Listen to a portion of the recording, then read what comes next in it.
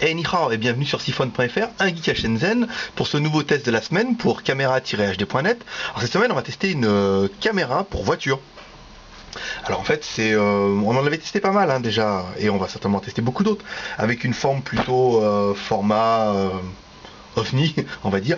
Celle-là elle a vraiment un design qui est particulier parce que elle se présente sous la forme d'un espèce de cube. Et c'est vrai que c'est assez différent de la production qu'on a pu voir. C'est tout nouveau, ça vient de sortir à Shenzhen et forcément c'est sur caméra-hd.net et pas ailleurs. Voilà, donc ce produit en fait il se présente avec un grand écran LCD 2,5 pouces, donc ça c'est assez confortable. Une sortie HDMI, un slot pour mettre de la carte SD, les boutons, l'alimentation. Il y a une batterie dedans, mais vous pouvez le mettre aussi sur le chargeur allume-cigare qui est livré avec. Une façade avant avec vision de nuit, avec les LED.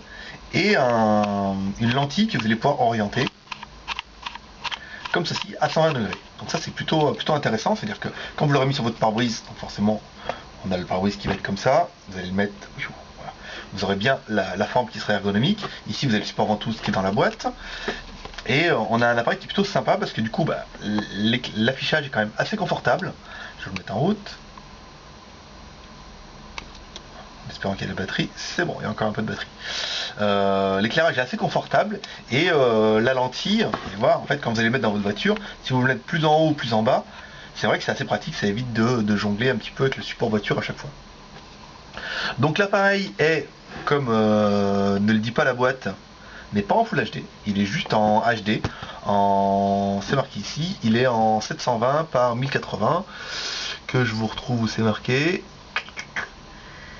Bon, écoutez, c'est marqué, non, c'est sûr que c'est marqué, là, sur le dessus de la boîte, HD 1280 par 720, donc du coup, c'est pas vraiment du Full HD, c'est plutôt du HD, parce que le Full HD on a quand même plus de lignes, mais c'est pas plus mal parce qu'on a pu voir que tout ce qui était Full HD ici ça nécessitait quand même des cartes mémoire un petit peu championnes, avec un gros taux d'écriture et pour une différence de qualité qui est quand même pas impressionnante.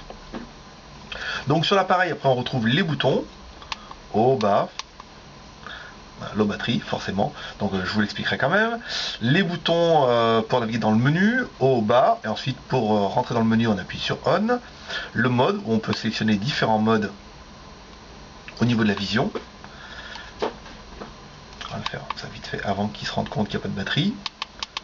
Voilà, vous pouvez régler, on appuie sur le menu, on aura le langage, le type de système, la fréquence, la date. Donc on a un appareil qui est quand même assez complet. Détection de mouvement, forcément, maintenant ils l'ont quasiment tous. Ça c'est assez impressionnant, c'est-à-dire qu'en fait dès que vous allez mettre en route la voiture, l'appareil va se mettre directement en fonction. Le seul petit bémol, c'est qu'il est trop nouveau et que du coup on n'a pas le français. On n'a que anglais, mais bon, il n'y a pas besoin d'être américain pour comprendre un petit peu les menus. Il n'y a pas vraiment grand chose dedans. Ici on peut naviguer avec les modes, donc là on a le lecteur. Là, on est en mode photo, pas caméra. Très bien pixel. Voilà. Donc après voilà. Donc voilà le petit tour d'horizon de l'appareil. Bon le côté plus, c'est vraiment l'ergonomie. Cette vision à 120 degrés. Vision de nuit avec les LED dissous. Ça c'est vraiment la classe. Monter et descendre la lentille. Sortie HDMI, ça c'est bien, c'est-à-dire que vous pourrez le mettre directement sur votre écran plat. Et un grand écran assez confortable. Bon, le seul petit bémol qu'on pourrait lui trouver, c'est vraiment l'absence de français, mais c'est vraiment pour dire trouver quelque chose de négatif à cet appareil, parce qu'il est vraiment sympa. Donc il est siglé Professional Camcorder. Je parle super bien anglais. Professional Car Camcorder. Et voilà, ce petit tour d'horizon. On reprend un petit peu la boîte. Les avantages qui vous disent 120 degrés, écran de brissin, détection de mouvement, loop recording. Donc ça veut dire qu'en fait il va enregistrer sur des boucles.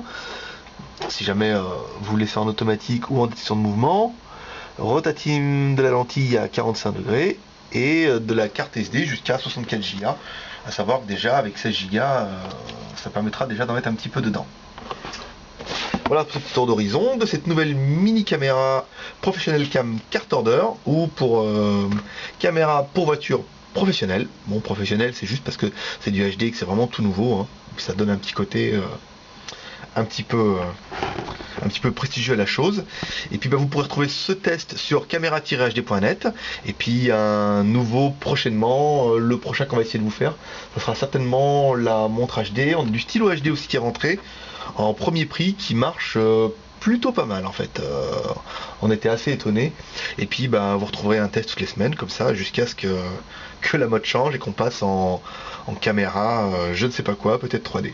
Voilà, écoutez, à bientôt sur siphon.fr, un geek à Shenzhen, et caméra-hd.net. Voilà, et voilà donc pour le test avec la qualité siglée HD sur l'appareil.